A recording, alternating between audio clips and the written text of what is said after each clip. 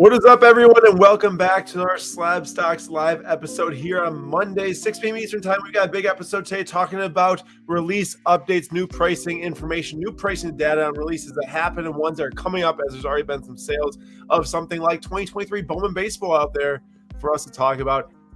And Nate is crunching the numbers on a news story that just hit Sports World. Aaron Rodgers traded to the Jets. We are very excited to talk about that.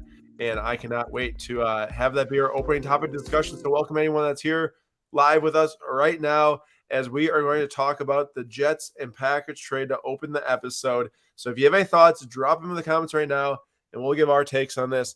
Nate, you want to go first on this bad boy? Yeah. So obviously, if you are here, you probably know that the Aaron Rodgers trade went down. And the Packers gave up Aaron Rodgers, the 15th pick, and a 2023 fifth-round pick.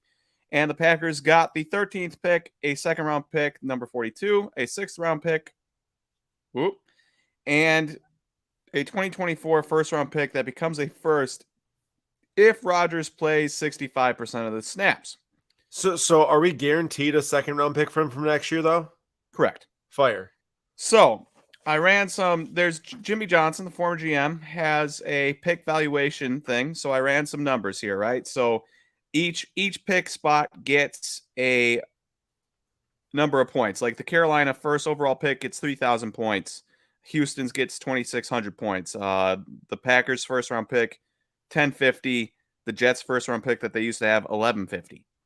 So the difference between the 1,150 and the 1,050 is essentially the 100th pick in the draft. So if the Packers wanted to move up 2 picks, they'd need the 100th pick in the draft as well to attach to it, which is a late third, a comp third.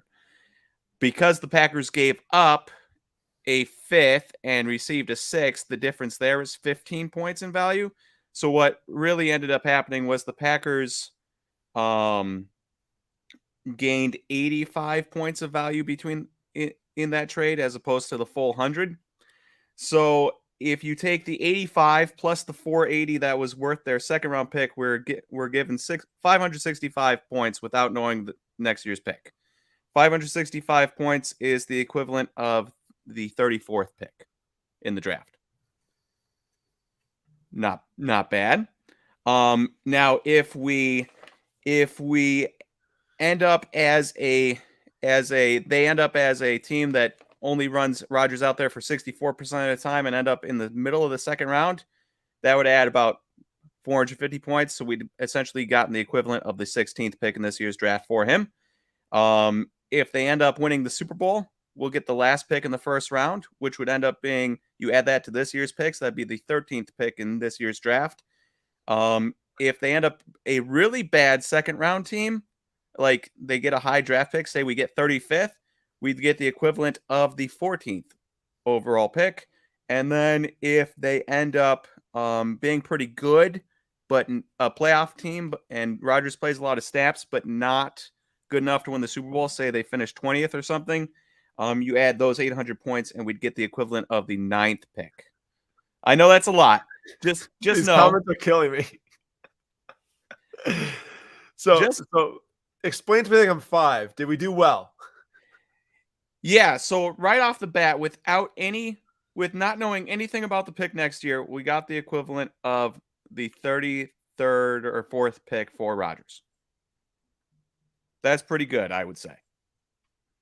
And then knowing that you're guaranteeing yourself a second round pick and likely a pretty good second round pick if Rodgers, if it doesn't turn into a first, like it's either going to be a low first, like, 15 through 30, or 32, or it's going to probably be a high second. And whatever that number is, you add it to what we've got, and we pretty much guaranteed ourselves a likely mid first. Victor says, Nate, we just want to know if you like the trade or not. Jordan said you just presented a graduate level thesis. That's funny, though. I get what you're saying. And my initial reaction was this. I felt like for the last month, the New York media, East Coast, West Coast media was trying to tell everyone that we weren't even going to get like a second round pick. It felt like for Rodgers, or no trade was going to happen because they just had all the leverage. So to come out with this, I'm very happy about it. I mean, guaranteed value wise, guaranteed with everything combined, we got the value of essentially no matter where this other pick ends up, a mid first. And to me, the thing I'm most excited about this trade that you didn't even mention, not that I know you're just mostly breaking down the picks, was that number 13 overall pick. I think it's a real possibility we get JSN, Jackson Smith and Jigba from Ohio State, which to me would feel like the biggest win ever because this guy, I think we need him, man. We need him with Jordan Love. We need him with whoever else we're going to have playing receiver, which does not seem like much slot right now. receiver with a fast slot receiver or kind of fast, not Christian Watson fast, but with Christian Watson on the outside. Dude, like that is money. And then I think we take like a tight end in like the third round or something. And if we do that, I think we're going to be in a good position. Maybe not this upcoming year, but after that next pick, maybe 2 years from now. Don't say tight end in the third round. It reminds me of DeGuara. I don't want to be reminded of DeGuara.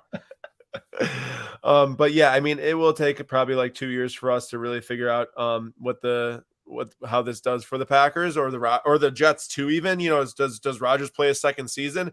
All I gotta say is this: either we're getting that first round pick, Nate, or the Jets are basically going to be devastated by this trade. So yeah, the Packers, no matter what, moved up a couple of spots and got a second. We're either getting a second round pick and the Jets are devastated, or we're getting a first round pick. You mean we're getting a first round pick and they're devastated? Oh, wait, no, I see what you're saying. Yeah.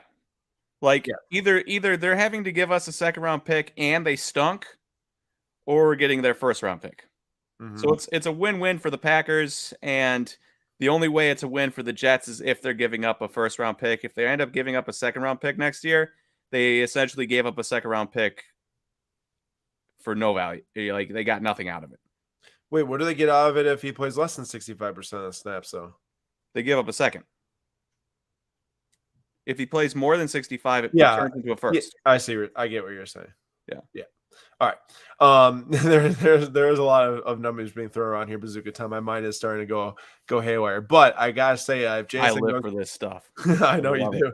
If JSN goes before 13, I'll be super sad because I thought that at 15, like he was going to come off the board either at 14 or 13 to the Jets. Jets could just load it up with insane receivers with him and Garrett Wilson and such. But I think now we have a really good shot at that, and I would go crazy. If he goes to Houston at 12, it'd be really sad. I'd still be okay with taking like the top tight end, just as long as we don't take defense. If we do all this and then take defense, I will lose my mind. Yeah, we really need some good something around Love. Could you imagine, real quick? Could you imagine the absolute angstiness from the Packers front office if they spent no first round picks on any pass catchers Rodgers' entire career, and then the first second he's gone, they grab a first round wide receiver or tight end? Rodgers would be like, "Come on, guys." I think it'd be kind of funny, honestly.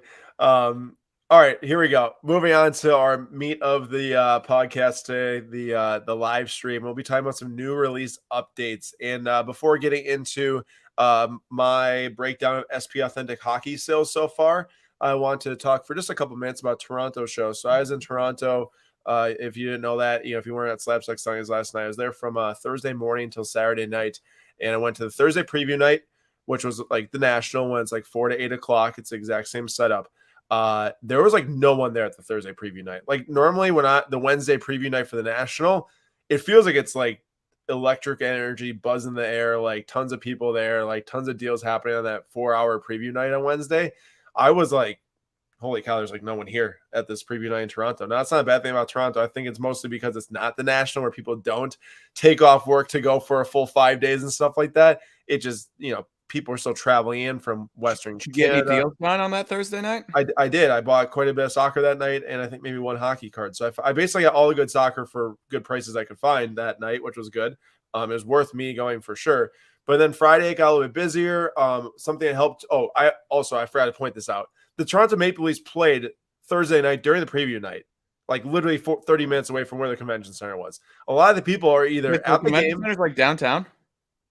No, it's by the airport, but downtown's not like. I don't think it's that far away. They don't. Oh, okay.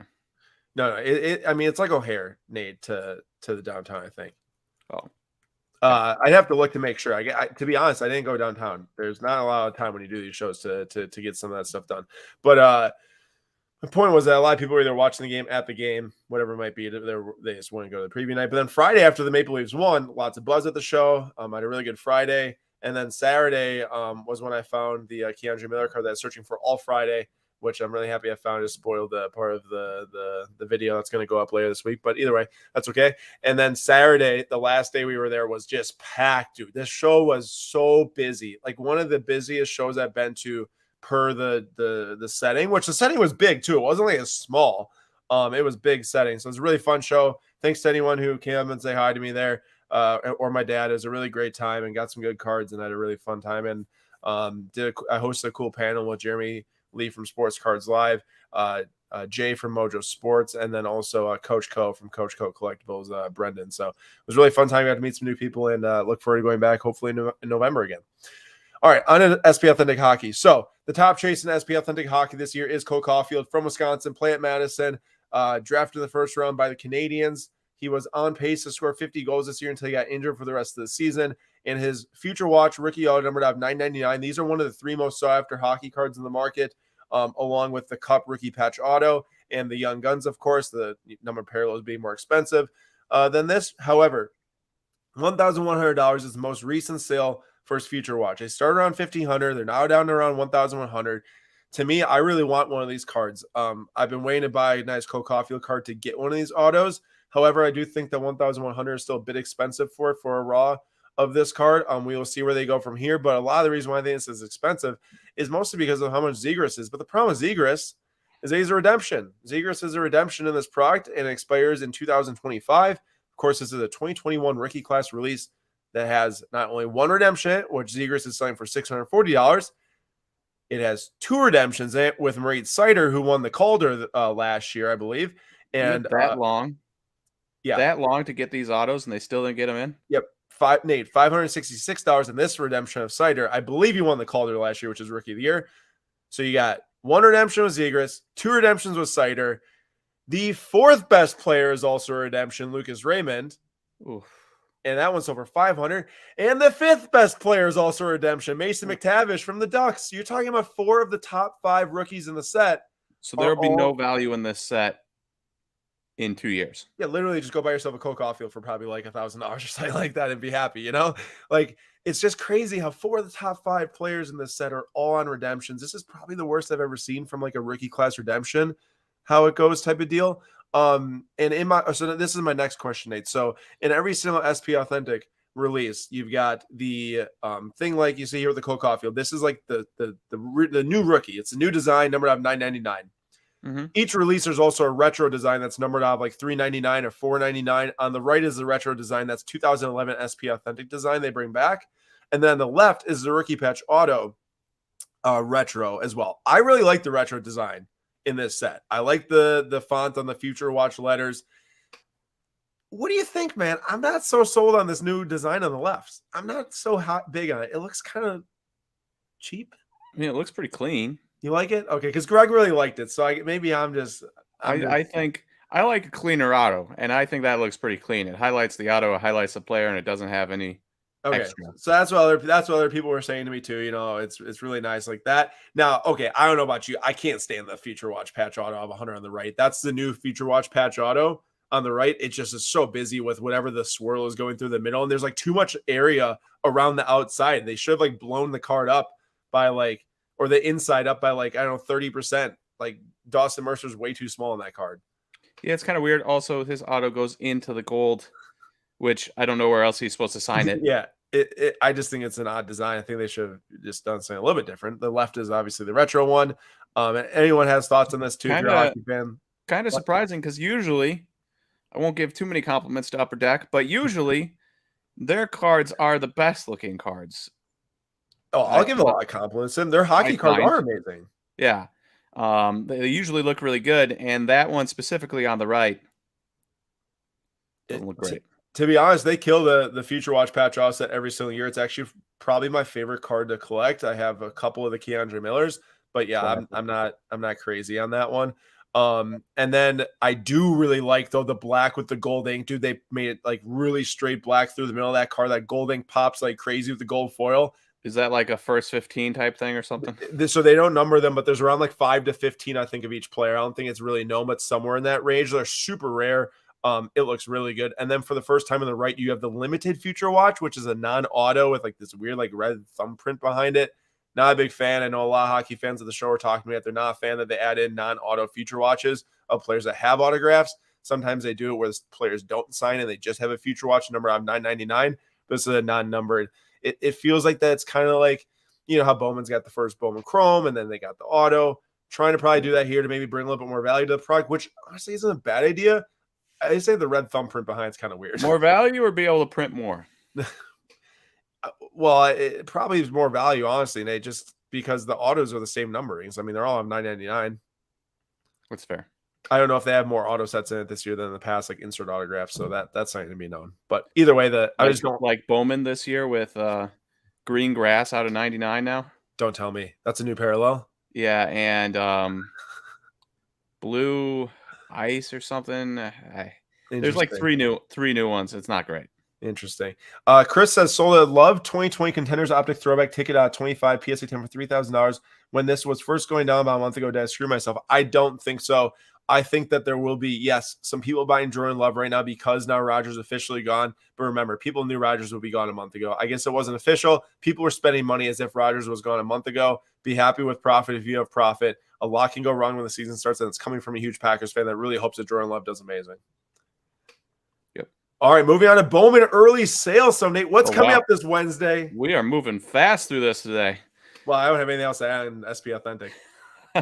Well, this ain't going to be a long section, but so Bowman 2023 Bowman releases on Wednesday the 26th. But some people, and we are ripping on Wednesday the 26th. You can find on our whatnot, or Aaron, you would be more eloquent. Yeah, I got it. I'll go for it. Here we go. So here's what's happening on Wednesday, right? So we've got Wednesday, the 26th. Nate will be live starting at 4 p.m. Eastern time, 1 p.m. Pacific time is a tentative start time. That will most likely be the start time. Nate's doing 3 case breaks, a Bowman Jumbo for the best prices you can find on Team Breaks. Now, we listed 3 cases throughout the weekend because all the spots were selling so fast because of how great the prices were. And now we're down to just 24 spots remaining for all 3 cases that Nate will be doing on Wednesday. But if you don't want to buy in a case break and you want to come, what? Real quick, Aaron talked about the quick prices. I went in and I looked at multiple different online breakers and breakers on Whatnot, grabbed all their prices, put them in, and figured out what they were doing, and then made ours lower. So I can confirm, unless somebody looked at our prices and said, well, I'm going to, we will have the lowest prices you could probably find. And I would probably venture to guess that the pricing was as such because 70 different teams have sold already of the potential. What was it? It was like 90 something. So most of them have sold so far in Nate's release day case breaks. There's a few left. If you go to our Whatnot account, look up Slab Stocks. You can go buy teams right now. We also have 6 personal boxes that are actually listed right now. The best prices you can find out of any of the online retailers. It's $80 lower a box than eBay or any of the online retailers. And then also, I will be actually ripping. I'm very excited about this, and I will only be able to do this because thanks to Nate's Bowman cheat sheet, which you can find in the Daily Slab. I will be doing a case break actually as well, but this will be on Thursday. So Nate will have the big opening release day. I'll do the case break the next day, but there's already a third or more of the spots sold in Thursday's stream as well. If you go to our Whatnot account, you can look at Wednesday's stream, Thursday's stream, buy whatever teams left are remaining. The prices were definitely very good, and I hope you all enjoy it. I can't wait for this stuff to rip. And Nate, why don't you start walking us through here as I track back to our early sales? Actually, let me answer this question from Tony before you do that. Aaron, I just checked it in and saw you mentioned the cold coffee of the Future Watcher. Oh, that's a car I pulled from a break this weekend here in Arizona. Well, congrats, Tony. I would maybe say 1, if it looks really good, get it graded, or 2, capitalize on some early sales because I think it's a little bit higher than what it will be. But remember, do whatever you're comfortable with. Perfect. All right, so early Bowman sales. There's been there's quite a few cards that have sold early Bowman. We're not going to cover them all, but the largest card to date so far is the Spencer Jones Yankees outfield prospect blue redemption auto, selling for $1,200. Spencer Jones is a giant. He's 6'6" outfielder with plus power. If you feel like you've heard that before, it's because you have. I think Stanton is 6'6", and Judge is obviously 6'7". So yet another in a long line of Yankees outfielders that are tall and have plus power. So obviously people are going to be excited there from a recognition standpoint. So that is a tier 1 guy for me. Another tier 1 guy for me, Josue DePaula. He is a Dodgers prospect, and he is 18. He's also tall. I think he's 6'3", maybe 6'4". Has a good hit tool, good power tool, and obviously plays for a organization that really knows how to develop players. And you have a gold lava, which this must be a new. I didn't even realize before today that this was a rose gold lava, mind you. Oh, rose gold lava. Before today, I didn't even really. I must have missed this one because I didn't realize this. I saw the green grass, the blue eyes. I didn't realize this was a new thing until today. But this sold for $850, which both feels low and also too high, if that makes sense. And the reason it feels low is because a purple auto sold for $825. And this was fixed price, and obviously that's absurdly expensive when we're talking about first sales. But if you give me a purple auto for $825 or a card number to 10, it's like, I don't know, but it's also not, it's brand new. You know how Bowman people are, Aaron, and everyone else. If you're into Bowman, we don't like new parallels that much. So I'm not 100% sure how I feel about the rose gold lava, but it is out of 10. And so it's kind of interesting that it's the same price as a purple auto. But that's DePaula. And then you've got... Nate, can I interrupt really quick? Yeah. So some of you are probably wondering how the heck are there this many sales of Bowman already? It's Monday the 24th. We just said that the street date is Wednesday the 26th. So Topps and with Fanatics did for... I think it might have been the first time I've ever seen this for any product.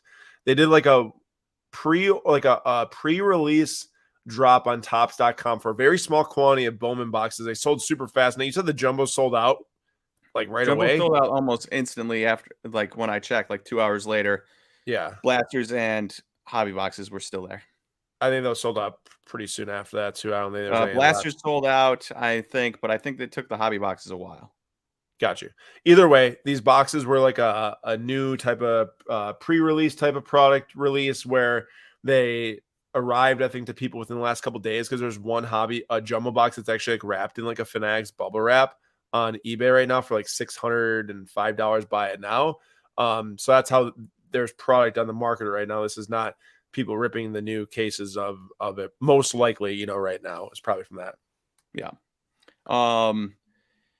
So yeah, interesting that they got him out that early, especially that early compared to release date. But whatever. You got Cam Collier, who is one of the top prospects, could even be the top prospect by the end of the year.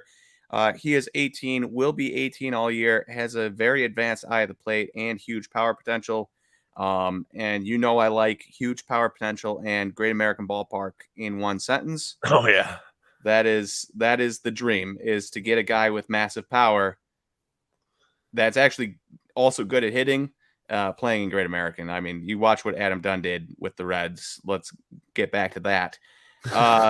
And so Cam Collier, speckle auto, number to 299 for $500 there. And remember, these are just the first sales, so these are likely going to go down in price a bit. I wouldn't be shocked if the speckle autos of Cam, settled in at $350 or something. Another interesting one is Lazaro Montes. He is a 18-year-old. He's 6'3". He put up really, really impressive numbers in the Dominican Summer League, but he also struck out a bunch. It's really just way too early. You got to wait and see. He is a tier 2 guy for me because from a numbers standpoint and from a organization standpoint, I wouldn't be shocked if he ended up, way higher on this list in a in a year, but also DSL numbers and everything are a shock. So it's like 350 is a huge risk. But he has the talent. And then you've got one of the other bigger prospects, Junior Caminero for the Rays. The Rays are back at it again. Aaron, how many times in the last number of years have you heard Rays with random prospect that ends up being really good? At least a dozen. Yeah, it's every single year. There's some Rays guy that is like trending way up, and top 100 prospect this, top 100 prospect that, and Junior Caminero is no different. He is another Rays prospect that is very good. He's 19. He's a third baseman. If I remember correctly, like 6'1", but only like 160 or 170 pounds. So he's got room to add muscle to his frame. And showed up a good eye at the plate and has really good numbers in his first taste of high A ball at 19, like really good numbers. So that's really exciting. That's the type of guy that if he keeps putting up those numbers at 19, he could make it to double A at 19. And all of a sudden you're on the same path as, Jackson Churio. And then you have the last guy on the list I wanted to talk about, Drew Jones. He didn't have any autos that have sold yet, but he did have an atomic refractor that sold for $125. These are one per box, not guaranteed one Drew Jones per box, but one per box on average generally, not numbered. And that seems like a very healthy price, $125, but also Drew Jones is obviously one of the more premier prospects to come out of a set like this in a while. So I know you ran through all those guys, all big names. The name that I saw someone comment on Instagram is this guy that Bazooka Tom also has brought up, and he said, bummed I missed the Cubs because of Matt Mervis, I think his name is. Yeah, Matt Mervis is. So Matt Mervis is going to be a real. Matt Mervis is going to be a real test for the Bowman Chrome market because from a bat standpoint, the dude's a stud. He should be up in the majors right now. He should be the Cubs starting first baseman right now. Everything about him seems real. But he's also a 25-year-old rookie first baseman. People don't like investing in old rookies. They don't like investing in first baseman. But he has been hitting well, and Cubs fans are clamoring for him. So, there's a weird, Cubs fans really want him, and they want him up now. And then you have most people that don't like investing in what he is, an old rookie first baseman. So I don't know what to make of him. I have him in my tier 3 only because he is a 25-year-old first baseman. If he was a 24, 23-year-old first baseman that had the same numbers, he'd be probably tier 1. Nate, tell me this. Who does this remind you of? Pete Alonso by chance? 24-year-old rookie first baseman? It's true. And I did not like Pete Alonso. So my question is this. But he is 25. That an age 1 year difference between 24 and 25 when you're talking about rookies is pretty substantial. No, I agree with you. Just to give some people some context here. PSA 9 Pete Alonso auto Bowman Chrome 2016 first. It's $280. Nate, based on $280 price tag for Pete Alonso's PSA 9, what do you think Matt Mervis's Bowman Chrome auto is settling at? I think Matt Mervis is settle in at. Yeah, not right away out of the start. I mean, we're talking about a dude, Pete Alonso, who also has hit 53 home runs in a season before, right? Yeah. I don't know what Matt Mervis is going to do this year. I don't know. His rookie year, he had 53 home runs. Yeah. I don't know. It's tough. I have no idea. I look at baseball cards all the time, right? I think about baseball cards and baseball prospects all the time. I have no idea what to make of Matt Mervis, and I will not be able to give you an idea of what I think his card market is because the amount of stuff I see online on Twitter for Cubs fans specifically clamoring for Matt Mervis, there's a lot of Cubs fans. There will be a lot of Cubs fans that are auctioning against each other for his autos. So I expect them to be hot. It's the question of will the rest of the prospecting world want him? Out of the gate 150 base auto? Think it's possible? I think that's possible, yeah. Interesting. Okay, let's see what happens. That's exciting. And then I guess does that wrap up for Bowman? Yeah, that was my last one. Also, shout out Chris. He snagged Red Sox in case 4, so shout out. Yeah, thank you to Chris. And since a couple of people were commenting about this, even Tom as well, Tom said, he missed the Cubs. So Nate's case is 1-3. A lot of spots, like I said, are sold out for Wednesday's release day stream. I'm doing our fourth case, or the fourth case break, technically. That will be on Thursday. And there still are spots left in that. Like Chris just bought the Red Sox. Thank you, Chris. Tom, the Cubs are still available in case number 4. They sold out super fast in case 1-3. I take it, Nate, because of Matt Mervis. Yeah, so 100%. So just to make it known, like if you don't see your team available for cases 1-3 with Nate on Wednesday, I will be doing the fourth case break on Thursday. I'm not Nate, but guess what? I got Nate's cheat sheet, so I'll at least know most of it, or at least the basics, I should say. There you go. And real quick, I have the Orioles left for case 3, Red Sox for 2 and 3, White Sox for 1, 2, and 3, Guardians for case 3, Astros for 1 and 2. Royals for 1, 2, and 3, Angels for 3, Pirates for 2 and 3, Padres for 2 and 3, Blue Jays for 1, 2, and 3, and Nationals for case 2 and 3. That's all we got left on Thursday. And then I've had 12 of the 31 or 12 of the 30 teams I've sold so far. Every single spot, as it shows, it does not include the non-first or non-rookie paper base, but that's literally just veteran base and random non-first prospects. Which the paper base that if you get, if I got sent that, where we go? Trash. A lot of people ask for it not to be sent anyway. So, but there is a spot that actually has all of that base inside of it. If you want the base, if you like do autographing or kids packs or whatever's at a shop, whatever it might be. So that's available for you all if you want that too. All right, moving on. And thank you, Joe, for joining tonight. Really appreciate it. Chris says incredible pricing. First-hand review from Chris. Thank you so much. Shout out to Nate for putting that pricing, putting the work for everyone to get that great pricing here at our Bowman baseball release. That was 100% my goal. Just wanted to be, if there's one thing I want to be confident every time we rip, it's that we have the best pricing. And in that, I am fairly confident. I won't say 100% because you can't see all the pricing in the world, but I am 99% confident. There you go. And you'll get the Slab Stocks Nate experience too along with it. All right. Or Aaron on Thursday. SGC submission coming up. It's 6 days away from sending out. So if you're listening right now, Monday the 24th, make sure you hop on slabstocks.com/grading and put in your order right now. $18 a sports card or non-sport card, $12 a Pokemon card. That submission, like I said, is going on in 6 days. So you really got to put through your order in the next couple of days, package it up, send it to us so we get it by the 29th. And I can get that out to SGC. Really excited about that one. I've got a really cool submission coming back with some fun PC cards of my own and a lot of cool cards of other people's as well.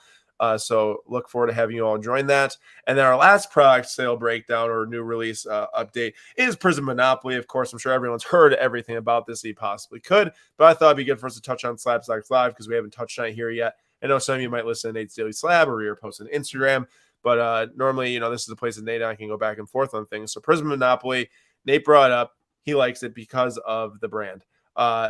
There's some cards. Okay, 2 of these were listed for an average of $94,444. This is the Monopoly Man or Mr. Monopoly, like going between the legs on a dunk. The card itself is really cool. Okay, I'm gonna concede here. The card itself is really cool. 94 grand makes no sense. Yeah, it might be super rare, but if this card dropped to, let's say, like a $500, a reasonable amount, I could see a lot of people collecting and buying and selling this card.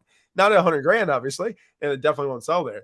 But it's exciting nonetheless to see that type of card because at first it was like, well, are they really just taking Prizm and just throwing a Monopoly logo on it? But to make a card like that, it's actually pretty cool. It's relevant, So I like it. Nate, I assume you like it too? I do. I wish they'd have tied more original Monopoly game type stuff in it.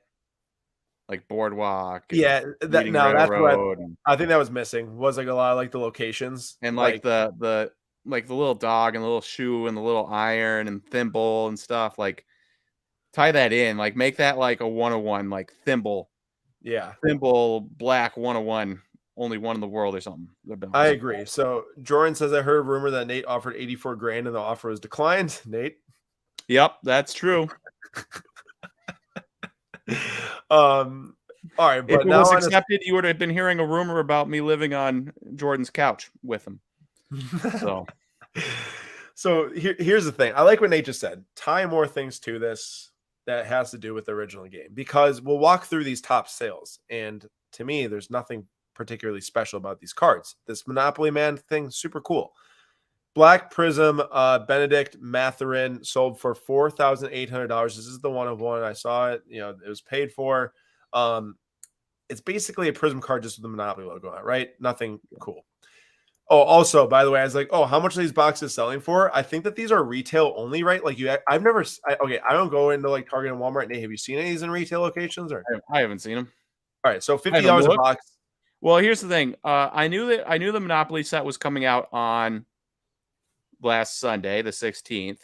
And so I went on Target.com, and I put a Monopoly game board in my cart. But then I was like, $40.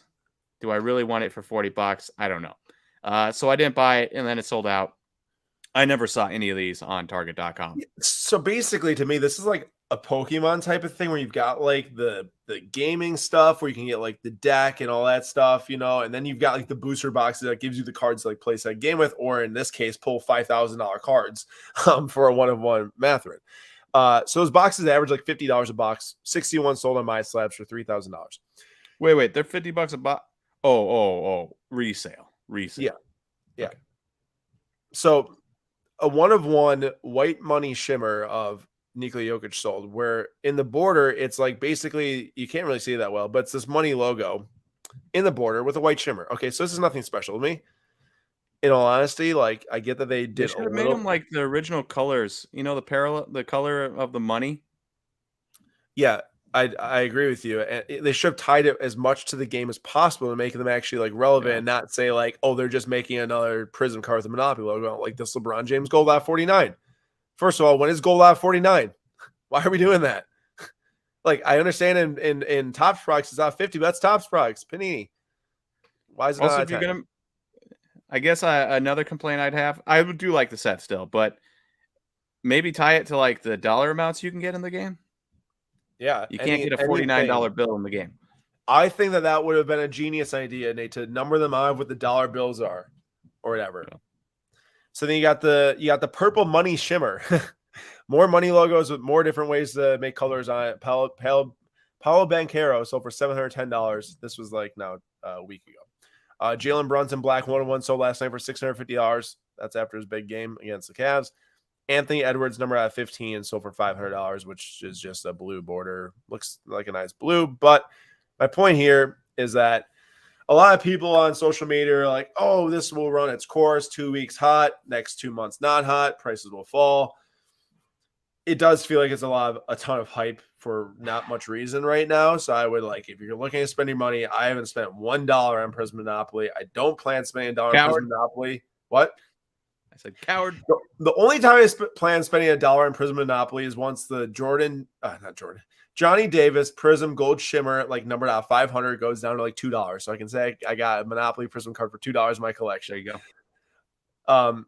Now to me, Nate, like I would be very weary spending your money on a random Anthony Edwards Blue Out 15 with a Monopoly logo on it at $500 because like literally 6 months from now, I think this card could be $50 or less very easily. I see that. Yeah. So if anyone out there's watching now, remember, I could be wrong. And if they go up in value, then I guess, if you listen to me, you missed the boat. But I would really not advise against spending money like that on this type of card. I feel like I'm like I wouldn't buy the cards now. Maybe in a year, maybe buy the cards and see what happens in 20 years. But I feel like there's like random like Toys R Us cards and stuff that don't sell well now. That has me a little bit like, I don't know. Think that there probably will be a couple cards in the set which are cool and collectible, but definitely not these random blues out of 15 and even the golds out of 49 in my opinion. But you never know, LeBron collectors are crazy. So there are Toys R. What? I knew it. There are Toys R Us cards. Oh, like parallels for like Tops or something or what? No, just straight up Toys R Us cards. Like Toys R Us made cards? Look up 1990 Toys R Us on eBay. I've never. Or 1987. Oh, I did. Oh, it is Tops. It is Tops. Okay, it is Tops. So I mean, it's pretty similar though. I mean, not Monopoly, not like a board game, but instead of retail store, but pretty similar. The Ken Griffey Jr. is a $200 card, and the PSA 10 sold literally 3 days ago. You think people are going back and finding these cards today with this Monopoly thing? They might be. Honestly, they could. If you thought about it, who else might have? I think there might be a deck around here of 1990 like Toys R Us cards. I want to make this clear. Hector actually had a good comment here. It's a fun rip of a cheaper available product where you can hit hobby level cards. We don't get that often. I want to agree with you. If you find these at retail, you walk in, you buy a box, you rip it, you can find a cool card. I am not trying to say that's a bad thing at all. I actually do like that. It's like the spending $500 on Anthony Edwards Blue Eye 15 with just a Monopoly logo on it is what makes me worried. That's the point here. But yeah, I mean, more power to you. If you can find a box that is, I don't know what these things are, $25, $30. How many times have we, as a collective group, gone in, seen Prizm retail, whether it be basketball or football, on the shelves, spent money on it, and it's just been a waste of money because you can't hit like any numbered cards at all. Yeah, you literally try to pull a blaster exclusive, which you hit one in every 500 or something like that. So like I agree with that comment, Hector. That's a great point. It's just be careful if you're trying to buy a single of this stuff to maybe wait quite some time and see what happens. All right, everyone, that's all we got for the show today. Remember, actually, I didn't point this out earlier because we're talking all about Bowman, but tomorrow I'll be live 6 p.m. Eastern time. Actually, Slabstacks Drilling is going to be coming to Milwaukee. Really excited to rip some Topps first edition soccer club competitions. It's the first release of the year. Did this break like 2 weeks ago, went super well. We have more of it coming tomorrow at 6 p.m. Eastern time for the soccer fans out there. Those teams are available right now in the Whatnot store. And then Wednesday and Thursday are the big days of the week. Bowman release day Wednesday with Nate. And then the last jumbo case with myself on Thursday. We're doing 4 p.m. Eastern time for both those streams to keep them consistent for the Bowman this week. So there's not different times for that. So 4 p.m. Eastern time with Nate on Wednesday, 4 p.m. Eastern time with myself on Thursday. Nate will have a huge stream, so make sure to get ready to hang out. I forgot to say 50% off packs. 2 boxes will be 50% off jumbo packs. So there's a very limited amount of quantity, 24 packs only. So it'll be one per person, whoever can get it. What? Is there 16 or is there 12 jumbo packs in a box? There's 12 jumbo packs in the box. Yep, three columns of 4. Okay. All right. That's what we got. I'm excited. We'll see you all this week on Whatnot as we do these Bowman release day breaks. Can't wait to see you all there. Appreciate all this with the support. And thanks for coming to our Slabstacks Live on Monday.